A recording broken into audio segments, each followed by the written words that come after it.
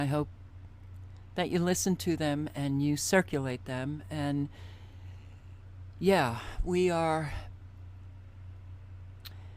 digging deeper into a very dark totalitarian system.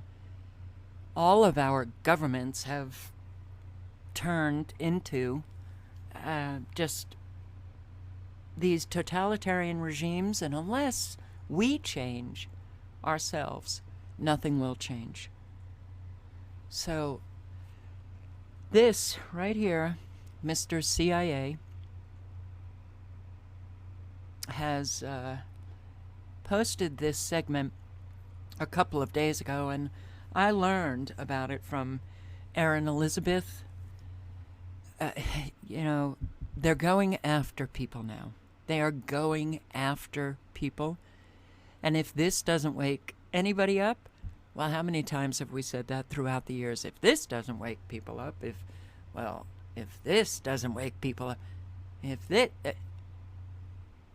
doesn't seem to be happening.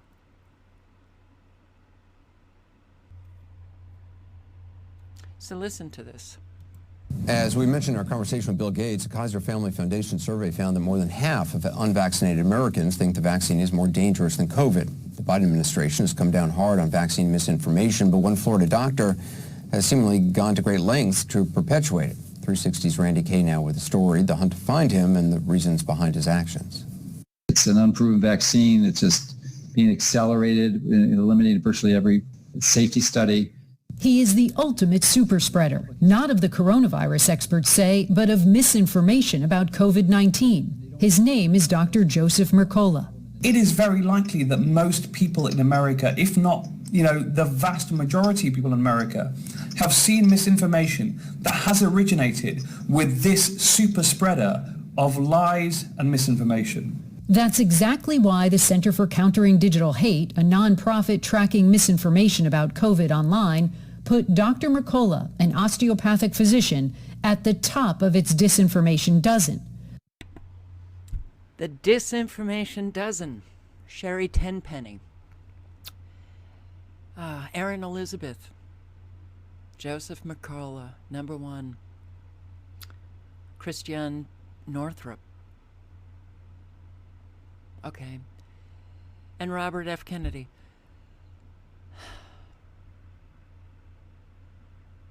People can really destroy people's reputation and just go about their business, go home, sleep well, get up, do the same thing the next day. But this is Nazi Germany. This is the propaganda. They start coming after people, and we didn't learn. And it's here. Mainstream media. Yeah, I'm not sure what video I was watching, or it wasn't an article, but they said that the main enemies, big pharma, big tech, big media. And you don't even have to, study for hours or years what took place in Germany, what took place in all totalitarian regimes, to know that something is very wrong here.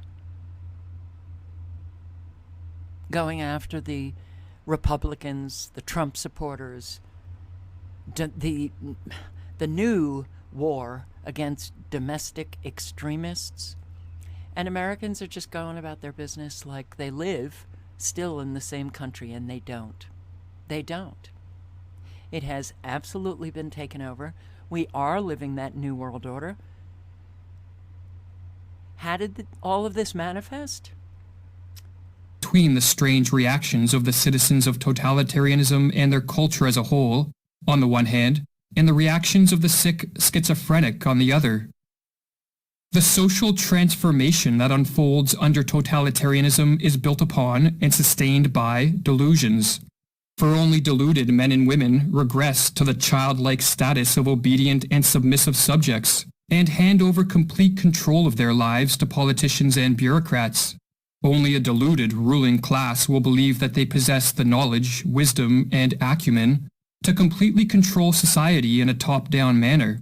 And only when under the spell of delusions would anyone believe that a society composed of power-hungry rulers on the one hand, and a psychologically regressed population on the other, will lead to anything other than mass suffering and social ruin. And that's where we are now. Okay, I will link below.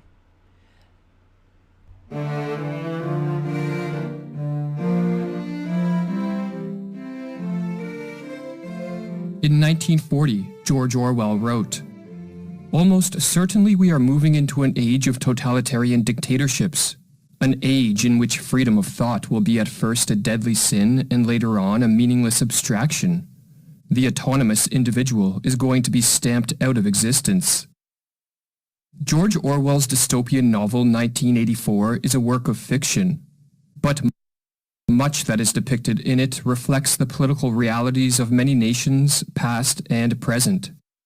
At least 3/4 of what Orwell narrates is not negative utopia, but history, Umberto Eco wrote. Referring to his time spent in Belgrade under communist rule, Lawrence Durrell wrote that, "Reading 1984 in a communist country is really an experience, because one can see it all around one." In this video, we are going to explore some of the similarities between the totalitarian systems of the 20th century and Orwell's 1984. And as will become evident, many of these totalitarian traits are re-emerging in the modern world. This investigation will be conducted in the recognition that totalitarianism relies on mass support. And so, contemporary societies desperately need more people to withdraw their support of this brutal form of rule. Shortly after 1984 was published, Orwell explained, "The moral to be drawn from this dangerous nightmare situation is a simple one. Don't let it happen. It depends on you." Totalitarianism is a political system whereby a centralized state apparatus attempts to control virtually all aspects of life. Everything within the state, nothing outside the state, nothing against the state, the Italian dictator Mussolini succinctly put it. While totalitarianism can emerge under the guise of various political ideologies, in the 20th century it was communism and fascism that provided the ideological support for this type of rule. Communism and fascism are often viewed as being on opposite ends of the political spectrum, but in the manner they were put into practice in the 20th century, both of these systems displayed the characteristics of the totalized, all-controlling state. Both used force and propaganda to attain power, crush economic and civil liberties, smother culture, partake in mass surveillance, and terrorize the citizenry with psychological warfare and eventually mass imprisonment and mass murder. Speaking of Stalin's communist Russia and Hitler's Nazi Germany, Orwell explained, "The two regimes, having started from opposite ends, are rapidly evolving towards the same system, a form of oligarchical collectivism. In the communist and fascist political systems of the 20th century and in 1984, the totalitarian regime maintained a tight grip of control on the populace through the use of manufactured fear. Totalitarian leaders, whether of the right or of the left, know better than anyone else how to make use of fear. They thrive on chaos and bewilderment. The strategy of fear is one of their most valuable tactics." In 1984, continuous war between the three superstates perpetuated this state of fear. It was not important who was at war with who, or who was allied with who, as this was changing all the time. And the point of the war was not for one superstate to conquer another, but for all three superstates to work behind the scenes to create the conditions of terror that would enable them all to institute totalitarian controls within their own borders. Constant surveillance of all of the citizens was an additional tool in the arsenal of the totalitarian regime of 1984. Surveillance not only allowed for more effective overt control of the citizenry, but it also induced paranoia, which made it less likely that any citizen would even dare step out of line. This surveillance was achieved, firstly, through the technology of the telescreen, which was installed in everyone's home and throughout the streets, and as Orwell explained. The telescreen received and transmitted simultaneously. There was of course no way of knowing whether you were being watched at any given moment. It was even conceivable that they watched everybody all the time. But at any rate, they could plug in your wire whenever they wanted to. You had to live, did live, from habit that became instinct, in the assumption that every sound you made was overheard, and, except in darkness, every movement scrutinized. Secondly, mass surveillance of the citizenry was conducted by the citizens of 1984 themselves. Each person watched everyone else, and each person was, in turn, watched by everyone else. The most innocent of expressions, an innocuous statement, or a subtle look of disapproval when Big Brother appeared on the telescreen, was reported to the thought police and treated as a thought crime or a face crime, as evidence that one was disloyal and had something to hide. It is intolerable to us that an erroneous thought should exist anywhere in the world, however secret and powerless it may be, Orwell has the character O'Brien explain. In Stalinist Russia, Alexander Solzhenitsyn noted that one could never be sure whether one's neighbors, friends, co-workers, the postman, or even in some cases one's own family, would report to the secret police a slip of the tongue, a criticism of Stalin or of communism. For if one was reported, their fate was usually sealed. The police would knock at the door in the middle of the night, and soon after one would be given the standard sentence of a tenor, that is, 10 years in the slave labor gulag prison camps. This form of surveillance created social conditions wherein most citizens adopted hypocrisy and lying as a way of life, or as Solzhenitsyn explains in the Gulag Archipelago. The permanent lie becomes the only safe form of existence. Every wag of the tongue can be overheard by someone, every facial expression observed by someone. Therefore, every word, if it does not have to be a direct lie, is nonetheless obliged not to contradict the general, common lie. There exists a collection of ready-made phrases, of labels, a selection of ready-made lies. In addition to a ubiquitous state of fear, in totalitarianism there exists a widespread state of confusion and mental disorientation amongst the citizenry. Many victims of totalitarianism have told me in interviews that the most upsetting experience they faced was the feeling of loss of logic, the state of confusion into which they had been brought, the state in which nothing had any validity. They simply did not know what was what. In 1984, widespread mental disorientation was stimulated via the falsification of history and the negation of the concept of objective truth. The Ministry of Truth was the institution which falsified history. Everything faded into mist.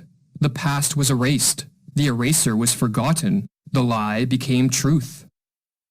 One of the reasons totalitarian regimes attempt to alter history is because it rids the society of any past reference points or standards of comparison, which might remind the citizens that life in the past was so much better than it is in the sterile and oppressive present. Within 20 years at the most, the huge and simple question, was life better before the revolution than it is now, would have ceased once and for all to be answerable, wrote Orwell. But another reason history is falsified by totalitarians is to ensure there are no historical roots to which the citizen can anchor and find truth, sustenance, and strength.